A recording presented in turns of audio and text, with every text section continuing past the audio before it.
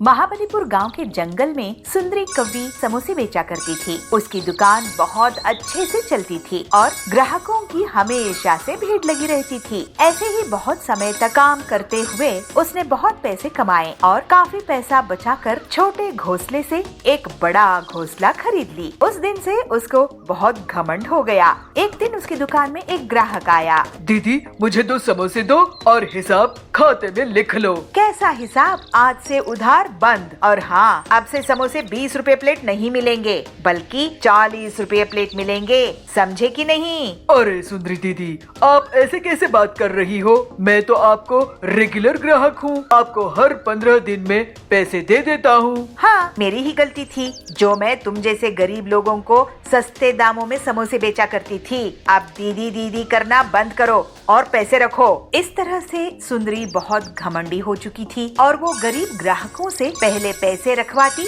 बाद में समोसे देती थी। जंगल के पक्षियों के पास और कोई समोसे की दुकान नहीं थी जिसका सुंदरी फायदा उठा रही थी। फिर कुछ महीनों के बाद उसकी दुकान के सामने पीलू चिड़िया अपना समोसे का ठेला खोलती है। उसकी दुकान चलती देखकर सुंदरी उसे झगड़ा करने के लिए चली जाती है। पीलू चिड़िया, तुम मेरे ठेले के सामने समोसे क्यों बेच रही हो? कहीं और जाकर बेचो, नहीं तो मुझसे बुरा कोई नहीं होगा। अरे सुंदरी दीदी, तुम मुझ पे गुस्सा क्यों हो रही हो? मैं तो एक गरीब चिड़िया हूँ। तुम्हारे अनुभव के सामने मेरी क्या औकात? वैसे भी मेरे ठेले के कारण तुम्हें ही ज्यादा फायदा होगा। तुम्हारी ज्यादा बड़ी दुकान है, मेरा छोटा सा ठेला है। पीलू की बातें सुनकर सुंदरी वहाँ से चली जाती है। पीलू अपने ग्राहकों के साथ बहुत अच्छे से बात करती थी, जबकि सुंदरी बहुत घमंड से। जल्द ही पीलू की दुकान में भीड़ लगने लगी क्योंकि वो समोसों को सिर्फ 15 रुपए में बेचा करती थी। ये पीलू तो बहुत ही चालाक निकली। इसकी दुकान से ग्राहक खींचने होंगे। मैं अपना दाम कम नहीं कर सकती, लेकिन मैं अपने समोसे बड़े कर सकती हूँ। लेकिन अगर मैं बड़े समोसे बनाऊंगी तो मुझे ज्यादा तेल लगेगा और मुझे फायदा भी नहीं होगा। ऐसा करती हूँ कि समोसे में मिलावटी इंजेक्शन लगाकर उनका साइज बड़ा कर देती हूँ। ऐसे सुंदरी मन में सोचती है। फिर ऐसा सोचकर सुंदरी अपने घर में समोसों में इंजेक्शन लगाकर उन्हें बड़ा कर देती है और मन ही मन बहुत खुश होती है। जंबो समोसे ले लो, जंबो समोसे, इतने बड़े समोसे कभी नहीं देखे होंगे। ऐसे अपनी दुकान में बैठ के चिल्लाती रहती है। जंगल के पक्षी सुंदरी की आवाज सुनकर उसकी दुकान की तरफ भागते हैं और समोसों का साइज देखकर आश्चर्यचकित हो जाते हैं और सिर्फ कुछ ही मिनटों में सुंदरी की जंबो समोसे बिक जाते हैं। देखा पीलू चिड़िया, मुझसे पंगा लेने का नतीजा। लेकिन तभी वहाँ समोसे खाने वाले उल्टियाँ करने लगे। सुंदरी घबरा जाती है। अरे ये क्या, इन्हें तो उल्टियाँ हो रही है। सुंदरी, तुमने इन समोसों में क्या मिलाया है जिससे सबकी तबीयत खराब हो गई? इसके पहले सुंदरी कुछ बोल पाती, सभी पक्षी उसको घेर लेते हैं। सुंदरी, तुम हमसे इतना सारा पैसा लेती हो समोसों का, लेकिन समोसे के नाम पर ये जहर बेच रही हो। वो पीलू कम दाम में भी हमें स्वादिष्ट और सेहतमंद समोसे खिलाती है। तुम्हारी समोसों का जंबो साइज देखकर हम लालच में आ गए और उन्हें खाकर हमारी हालत ऐसी हो गई है जैसे कई महीनों से हम बीमार हैं। अब तुम्हें इसका हर्जाना भुगतना होगा। ऐसा कहकर सभी पक्षी सुंदरी को पुलिस के हवाले कर देते हैं। पीलू पूरी ईमानदारी के साथ स्वादिष्ट समोसे बेचना जारी रखती है और जंगल वाले उसको बहुत तारीफ करते हैं। अब जंगल में बस उसी की समोसे की दुकान थी। पीलू और बाकी लोग अब हंसी खुशी रहने लगे। किसी जंगल में एक परिवार रहता था। उस परिवार में चिंकू बंदर, उसकी बहन चिंकी खरगोश और उसकी मम्मी सोनी लोमड़ी और चिंकू के पापा अनुज हाथी रहते थे। सभी के सभी चिंकू बंदर से बहुत ही परेशान रहते थे क्योंकि वह किसी की बात नहीं सुनता था और न ही किसी की बात मानता था। वह बस अपनी ही मन की करता था। एक दिन सोनी, बेटा चिंकू और चिंकी, चलो स्कूल के लिए तैयार हो जाओ वरना लेट हो जाओगे। आज वैसे भी तुम दोनों का टेस्ट है ना, चलो चलो जल्दी तैयार हो जाओ। चिंकू बंदर और चिंकी खरगोश दोनों तैयार हो जाते हैं और स्कूल चले जाते हैं। वहाँ से आते समय चिंकू को बहुत तेज भूख लगती है, तो वह अपनी मम्मी से कहता है, चिंकू मम्मी मुझे बहुत जोर से भूख लगी है, जल्दी से कुछ खाने के लिए दीजिए ना, तब तक मैं टीवी देख लेता हूँ। चिंकू ऐसा कहकर टीवी देखना शुरू कर देता है। तभी वह देखता है कि उसकी टीवी पर फेवरेट सुपर हीरो सुपरमैन की फिल्म आ रही है, तो वह उसे देखकर बहुत खुश हो जाता है और खुशी खुशी टीवी देखने लगता है। मूवी देखते हुए उसे ये भी याद नहीं रहता कि उसे बहुत जोर से भूख लगी थी। सोनी, चिंकू बेटा ये लो खाना खा लो, तुम्हें बहुत जोर से भूख लगी थी ना?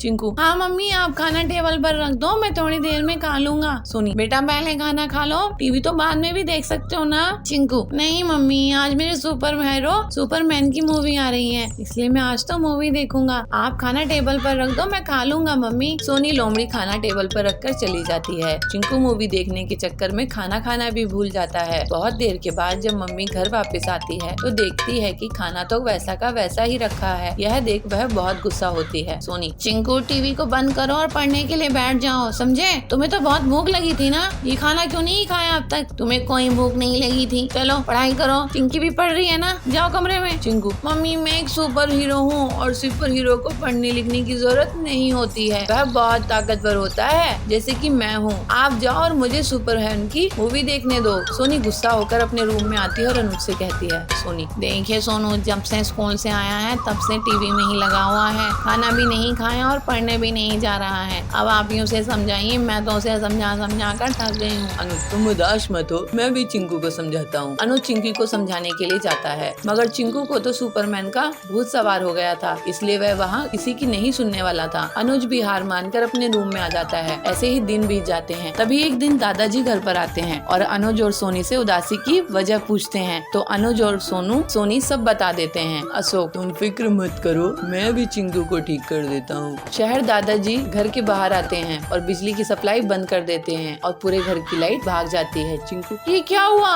लाइट कैसे चली गई? अभी तो सुपरमैन बैटमैन को मारने ही वाला था। अशोक, अरे चिंकू रोते क्यों हो, लाइट भाग गई तो क्या हुआ, मैं तुम्हें सुपरमैन के जैसे एक गेम खिलवाता हूँ, तुम्हें उसमें बहुत मजा आएगा, मगर पहले जाओ चिंकी को बुला लाओ। चिंकू, ठीक है दादाजी मैं अभी बुला कर लाता हूँ चिंकी को। चिंकी बंदर भाग कर चिंकी खरगोश को बुला लाता है और शेर दादाजी कहते हैं, अशोक बच्चों पहला खेल है दिमाग का, मैं तुमसे 2 सवाल पूछूंगा, जिसने भी ज्यादा सही जवाब दिए वो जीत जाएगा। तो चलो बच्चों बताओ कि ABCD में कितने अल्फाबेट्स होते हैं? दोनों थोड़ा सोचते हैं। चिंकू अपनी उंगलियों पर गिनना शुरू कर देता है, मगर तभी चिंकी कहती है, चिंकी दादाजी 26 अल्फाबेट्स होते हैं। अशोक, बिल्कुल सही चिंकी। अब अगला सवाल, तो बताओ कि वो 5 वोवेल्स कौन से हैं? चिंकी, दादाजी AEIOU। वाह चिंकी तुम तो जीत गई। चलो अब अगला गेम खेलते हैं, आर्म रेसलिंग। चिंकू, दादाजी देखना इसमें तो मैं बहुत ही आसानी से जीत जाऊंगा। अशोक, अभी से फैसला कर लिया तुमने, पहले खेल तो शुरू करो। दोनों आर्म रेसलिंग शुरू करते हैं, मगर चिंकी इसमें भी जीत जाती है। चिंकी, ये जीत गई, मैंने भैया को हरा दिया। चिंकू, मैं चिंकी से कैसे हार सकता हूँ, मैं तो एक सुपर हीरो हूँ। अशोक, चिंकू बेटा सुपर हीरो कोई भी ऐसे ही नहीं बन जाता बिना कुछ खाए पिए, बिना कुछ पढ़े। तुम चिंकी से इसलिए हारे क्योंकि तुमने खाना भी नहीं खाया था और तुम पढ़ते भी नहीं हो। सुपरमैन अपने खाने का बहुत ध्यान रखता है, तभी तो वह इतना ताकतवर है और वह तुम्हारी तरह पढ़ाई से दूर भी नहीं भागता, बल्कि वह चिंकी की तरह पढ़ाई करता है, तभी तो वो इतना इंटेलिजेंट है और एक सुपर हीरो है। चिंकू, मैं समझ गया दादाजी, मुझे माफ कर दो, मैं आपसे कभी भी ऐसा नहीं करूँगा। उसके बाद से चिंकू बंदर मन लगाकर पढ़ता और खेलता। सभी अब बहुत खुश थे। शहर के एक जंगल में पीलू अपने पति बबलू कबूतर के साथ रहा करती थी। वो अपने पति को लंच बॉक्स देकर उसे ऑफिस भेजती है। तभी उसे एक अपने मोटर वाहन से उतरती दिखती है। अरे बबली तू!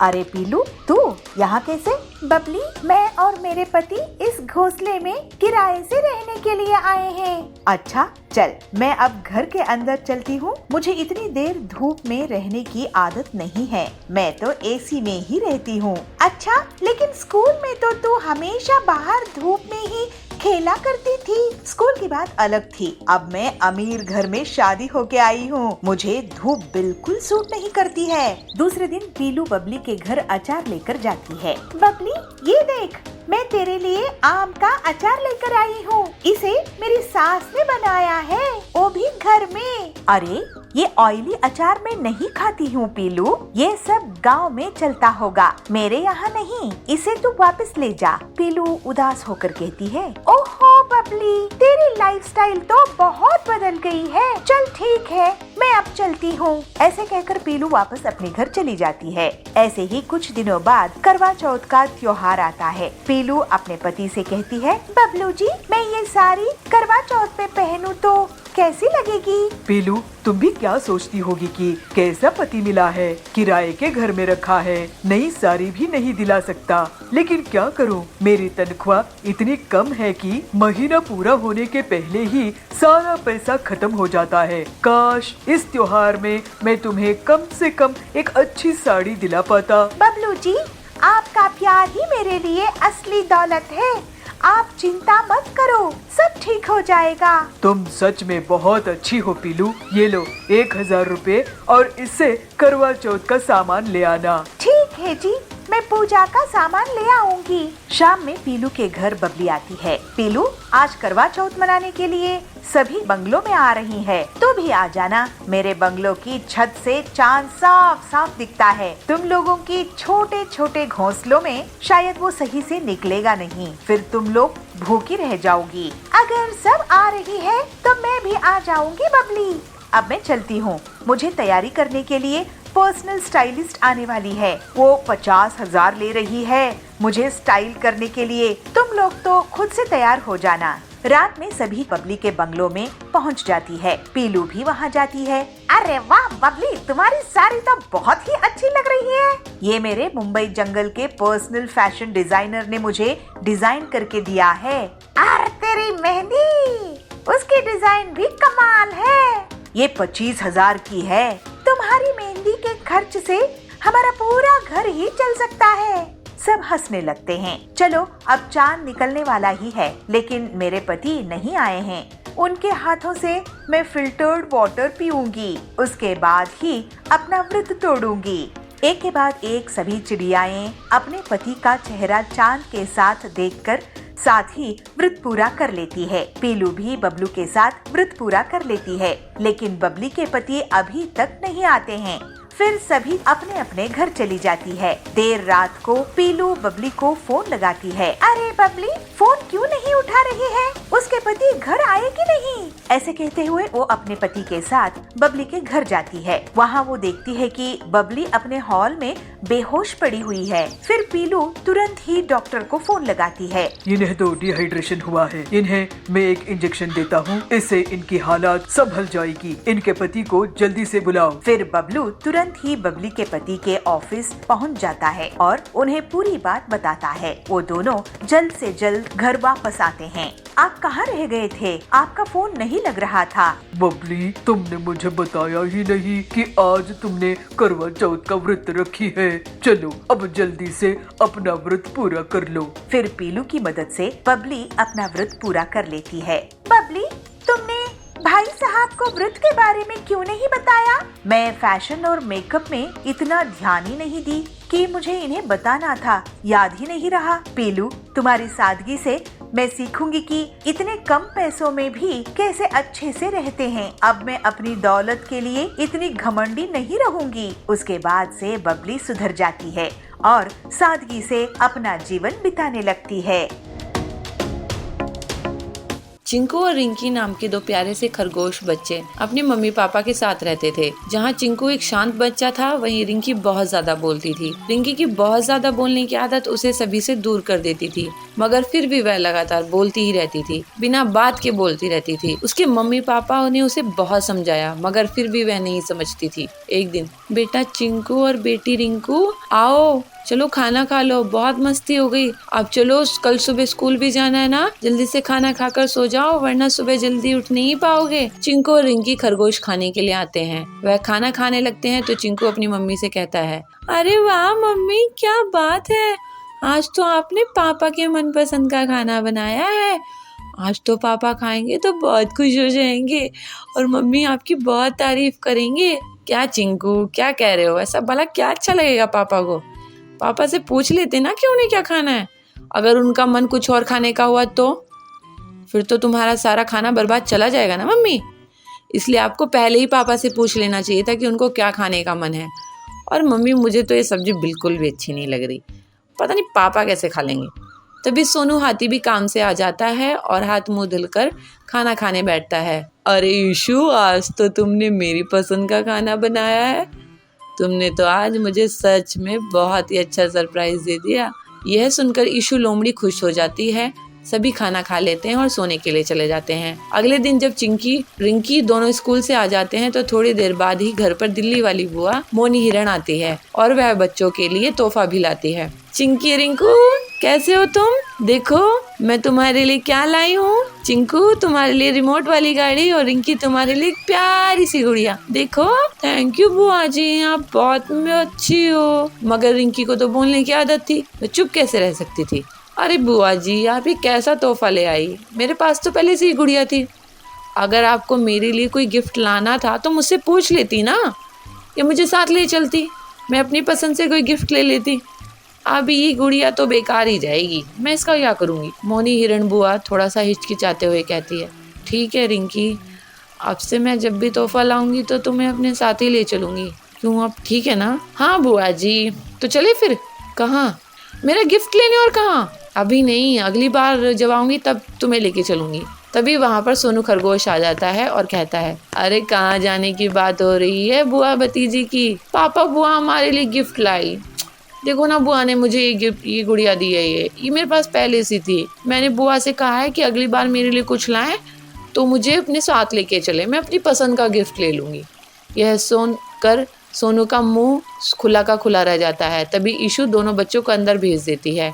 सोनू अपनी बहन मोनी से बहुत बातें करता है। बहुत देर के बाद मोनी हिरण सोने जाती है तो रिंकी कहती है, अरे बुआ जी आप अभी से सो रहे हो? मैं तो बहुत देर से सोती हूँ। मोनी हिरण कुछ देर बाद खाना खाने जाती है। बुआ आप अभी खाना खा रहे हो? मैं तो कब का खा चुकी हूँ। बुआ आप अब सोकर उठी हो? कब की सोकर उठ चुकी हूँ। रिंकी खरगोशनी की वजह से मोनी हिरण बुआ को बहुत गुस्सा आने लगता है, इसलिए वह वापिस अपने घर जाने लगती है। तो चिंकू और रिंकी बुआ से कहते हैं, बुआ अगली बार आप मेरे लिए समोसे लेकर आओगे ना? बुआ मेरे लिए एक डॉल हाउस। हाँ चिंकू, मैं तुम्हारे लिए बहुत सारे समोसे लाऊंगी बेटा, तुम टेंशन मत लो। ऐसा कहकर बुआ चली जाती है। रिंकी यह देखकर उदास हो जाती है कि बुआ ने उसकी बात का कोई भी जवाब नहीं दिया। बेटी रिंकी, तुम्हें ऐसे बेवजह नहीं बोलना चाहिए। तुम्हारी आदत किसी को भी अच्छी नहीं लगती है। अगर तुम इसे नहीं सुधारोगी सब लोग तुमसे कट जाएंगे, कोई भी तुमसे बात करना पसंद नहीं करेगा, जैसे बुआ ने किया। रिंकी अब समझ जाती है और वह बहुत ज़्यादा बोलना अब कम कर देती है। तो इसीलिए तो हम सब आप कहते हैं कि ज़्यादा मत बोला करो बच्चे, माँ बाप जो कहते हैं उनकी सुना करो।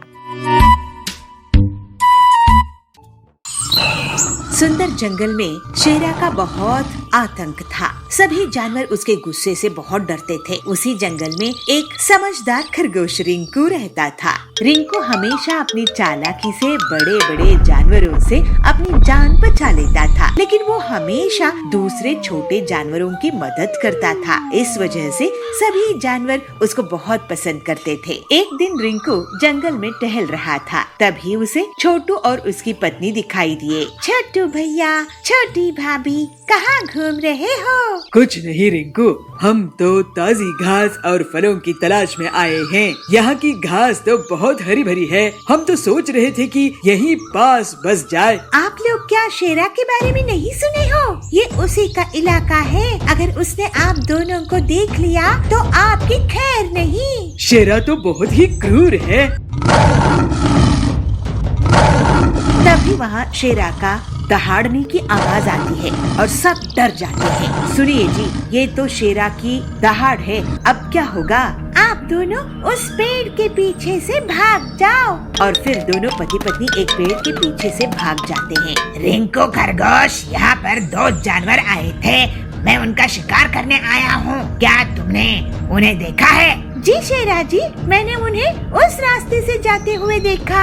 रिंकू शेरा को दूसरी तरफ इशारा करके भेज देता है। छोटू और छोटी रिंकू के पास आते हैं। तुम्हारा शुक्रिया रिंकू भैया। अब आप दोनों यहाँ पर घास खाकर जल्दी से चले जाओ। इसके बाद दोनों पति पत्नी घास खाकर वहाँ से चले जाते हैं। दूसरे दिन वही दोनों उस घास के मैदान के पास एक तालाब में रिंकू को मिल जाते हैं। छोटू भैया, छोटी भाभी, आप दोनों के जाने के बाद शेरा फिर से आया था और मुझे धमका कर गया है कि अगर अगली बार उसको उसके शिकार का सही पता नहीं मिला तो वो मुझे ही खा जाएगा। आपने हमारी जान बचाने के लिए अपनी जान खतरे में डाली भैया, आपका बहुत धन्यवाद। दोनों पति पत्नी वहाँ से भाग जाते हैं तो शेर वहाँ पे आकर कहता है, रिंकू तू, मुझे यहाँ और भी जानवरों की आवाजें आ रही थी, तू किससे बात कर रहा था? जरा बताना मुझे, मेरी धमकी याद है ना? अगर तू मुझे सच नहीं बताएगा तो आज तो मैं तुझे ही खा जाऊंगा। रिंकू बहुत डर जाता है, वो सोचने लगता है, शेरा बहुत ताकतवर है और इससे हर बार झूठ बोलने का एक ही मतलब है कि इसकी दावत बन जाना। अब मैं क्या करूं? मेरी भी जान खतरे में है। सच कहूंगा तो पति पत्नी मारे जाएंगे, झूठ बोला तो मैं मारा जाऊंगा। लेकिन आखिर हम सब कब तक इस शेरा से डर के रहेंगे? सोच क्या रहा है? जवाब दे। शेरा जी, मैं पानी से बात कर रहा था, आप भी बात करके देख लो। पानी से? पानी में क्या है? आप ही देख लो, उसमें शायद आपको शिकार करने के लिए कोई मिल जाए। शेरा पानी में झांक कर देखता है। मुझे तो कुछ नहीं दिख रहा है। रिंकू इशारों से छोटू और छोटी को बुलाता है। ध्यान से आगे जाकर देखो शेरा जी, आपका शिकार है वहाँ। शेरा जैसे ही थोड़ा और आगे बढ़ता है तभी उसे पीछे से रिंकू और छोटू छोटी धक्का दे देते हैं और उसको तालाब में गिरा देते हैं। मुझे बचाओ, मुझे तैरना नहीं आता है, मुझे बचाओ। शेरा डर के कारण चिल्लाने लगता है। उसकी आवाज सुनकर बहुत से जानवर आते हैं। शेरा, तुम सबको डराते हो, अपनी ताकत का तुम्हें बहुत घमंड है। अगर तुम हम सबको तंग करना छोड़ोगे तभी तुम्हें बचाएंगे। इसको मत बचाओ रिंकू। नहीं छोटू भाई, पूरे जंगल के सामने ये मदद मांगकर साबित कर चुका है कि इसको भी डर लगता है। मैं वादा करता हूँ कि मैं तंग नहीं करूँगा। और फिर सबके सामने रिंकू रस्सी फेंककर शेरा को बचाता है। शेरा शर्मिंदा हो जाता है और फिर वो कभी भी अपनी ताकत का गलत इस्तेमाल नहीं करता है और पूरे जंगल में अब रिंकू की सूझबूझ की तारीफ होने लगती है। इसी तरह से रिंकू इतनी मुश्किल में भी अपनी हिम्मत और होशियारी से मुसीबत खत्म करने में कामयाब होता है। चिंकू खरगोश और पीहू हथनी दोनों भाई बहन हर वक्त फोन में ही लगे रहते थे। पूरा दिन बस मोबाइल में यूट्यूब पर वीडियो देखते रहते थे। एक दिन वह वीडियो देख रहे थे तो उन्हें एक नई गेम पबजी के बारे में पता चला। दोनों को उसका ट्रेलर बहुत अच्छा लगा तो पीहू हथनी ने कहा, चिंकू भैया देखो कितनी मस्त गेम है ना, चलो ना एक बार इसे डाउनलोड करके खेल के देखते हैं कि आखिर ये गेम कैसी है। देखने में तो बहुत अच्छी लग रही है, खेलने में कितनी अच्छी होगी ना। हाँ बहन, तुमने सही कहा। आजकल मैंने भी इसके बारे में बहुत सुना है। स्कूल में भी सब इसी गेम के बारे में बात करते रहते हैं। एक बार इसे खेलकर देख ही लेते हैं। और चिंकू खरगोश पबजी गेम को अपने फोन में डाउनलोड कर लेता है और उसे खेलने लगता है। दोनों भाई बहनों को वह गेम बहुत ही ज्यादा पसंद आती है और वह उस गेम में ही लगे रहते हैं। पीहू, यह तो सच में बहुत अच्छी गेम है। जैसे मैं गेम चाहता था ये तो बिल्कुल वैसी ही है। अब मैं इसे सीख जाऊंगा कि एक सोल्जर कैसे बन सकते हैं। बस फिर उस दिन से दोनों भाई बहन फोन उठाते और पूरा समय बस पबजी खेलते रहते। वह खाना पीना भी भूल चुके थे, पढ़ना लिखना भी भूल चुके थे। अब उन्हें अच्छा कुछ भी नहीं लग रहा था कि माँ मोना नीलगाय उनके पास आती है और उनसे कहती है, बच्चों तुम अभी तक तैयार नहीं हुए, चलो फोन नीचे रखो और तैयार हो जाओ। मम्मी, अभी हमने पहले ये गेम खेलना है, पहले मैं इन सभी को मार दूं, उसके बाद मैं तैयार हो जाऊंगा। तुम दोनों का ये क्या चल रहा है? पूरा समय फोन में ही लगे रहते हो, खाना पीना सब भूल चुके हो तुम दोनों। चलो फोन नीचे रखो और स्कूल जाओ।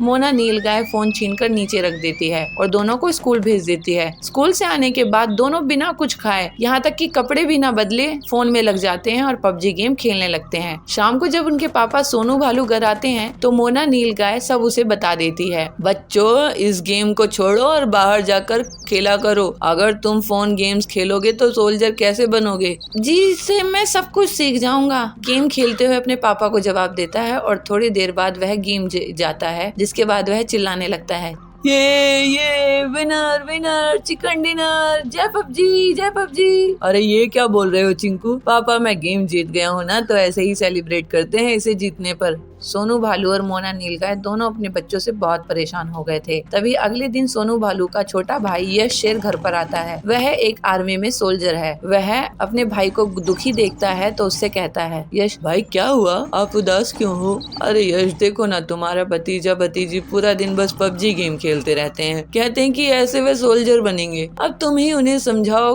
कि ये गेम खेलकर कैसे कोई सोल्जर बन सकता है। इस गेम के चक्कर में तो वो समय से खाना भी नहीं खाते हैं। बच्चों, तुम्हें आर्मी में सोल्जर बनना है ना? हाँ चाचा, मैंने तो गन चलाना भी सीख लिया है, दिखाऊं आपको? बेटा यह तो सिर्फ एक गेम है, इसमें तुम असली गन कैसे चला सकते हो, इसकी तो तुम्हें ट्रेनिंग करनी पड़ेगी और जिसके लिए तुम्हें पहले सोल्जर बनना पड़ेगा। और सोल्जर बनना कोई आसान बात नहीं है। तुम्हें पता है मेरा दोस्त बहुत गेम खेलता था, उसे सोल्जर बनना था, मगर फोन गेम्स खेलने की वजह से वह बहुत मोटा हो गया, जिस वजह से वह सोल्जर कभी नहीं बन पाया। तो चाचा आप कैसे बन गए सोल्जर? यश, क्योंकि बेटा मैं बाहर जाकर खेलता था जिससे मैं फिट रहता था और एक सोल्जर बन पाया। और आज तुम ट्रेनिंग पर जाओगे तो वहाँ पर तुम्हें गन चलाना सिखाएंगे। गेम खेलने से तुम ये कभी नहीं सीख पाओगे। मैं समझ गया चाचा, अब से मैं ये गेम कभी नहीं खेलूंगा। फोन गेम सिर्फ कभी कभी अच्छे लगते हैं। अब से तो मैं बाहर जाकर ही खेला करूंगा और पढ़ाई भी करूंगा। और देखना, एक दिन आपके जैसा सोल्जर बनूंगा और देश की रक्षा करूंगा, देश का नाम रोशन करूंगा। दोनों बच्चे समझ जाते हैं और पबजी गेम खेलना बंद कर देते हैं और बाहर बच्चों के साथ खेलना शुरू करते हैं।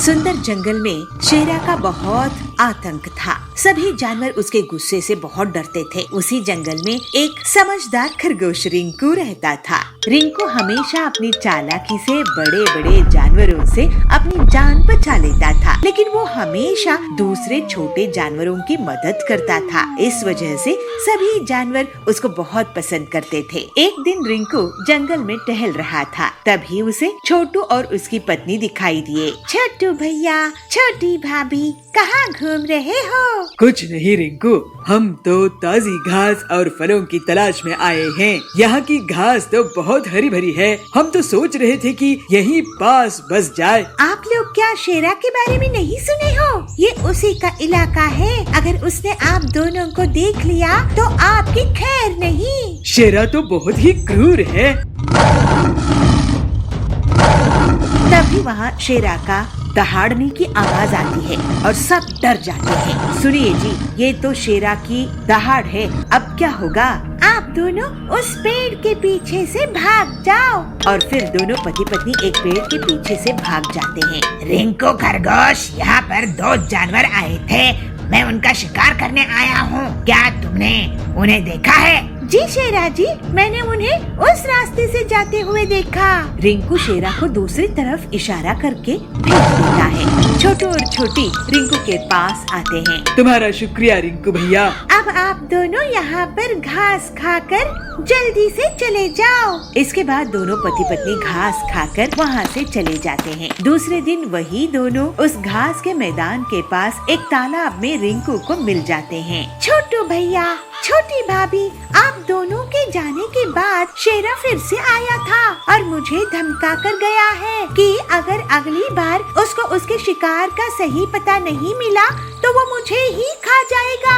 आपने हमारी जान बचाने के लिए अपनी जान खतरे में डाली भैया, आपका बहुत धन्यवाद। दोनों पति पत्नी वहाँ से भाग जाते हैं। तो शेर वहाँ पे आकर कहता है, रिंकू तू, मुझे यहाँ और भी जानवरों की आवाजें आ रही थी, तू किससे बात कर रहा था? जरा बताना मुझे, मेरी धमकी याद है ना? अगर तू मुझे सच नहीं बताएगा तो आज तो मैं तुझे ही खा जाऊंगा। रिंकू बहुत डर जाता है, वो सोचने लगता है, शेरा बहुत ताकतवर है और इससे हर बार झूठ बोलने का एक ही मतलब है कि इसकी दावत बन जाना। अब मैं क्या करूं? मेरी भी जान खतरे में है। सच कहूंगा तो पति पत्नी मारे जाएंगे, झूठ बोला तो मैं मारा जाऊंगा। लेकिन आखिर हम सब कब तक इस शेरा से डर के रहेंगे? सोच क्या रहा है, जवाब दे।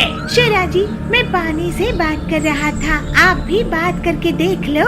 पानी से? पानी में क्या है? आप ही देख लो, उसमें शायद आपको शिकार करने के लिए कोई मिल जाए। शेरा पानी में झांक कर देखता है। मुझे तो कुछ नहीं दिख रहा है। रिंकू इशारों से छोटू और छोटी को बुलाता है। ध्यान से आगे जाकर देखो शेरा जी, आपका शिकार है वहाँ।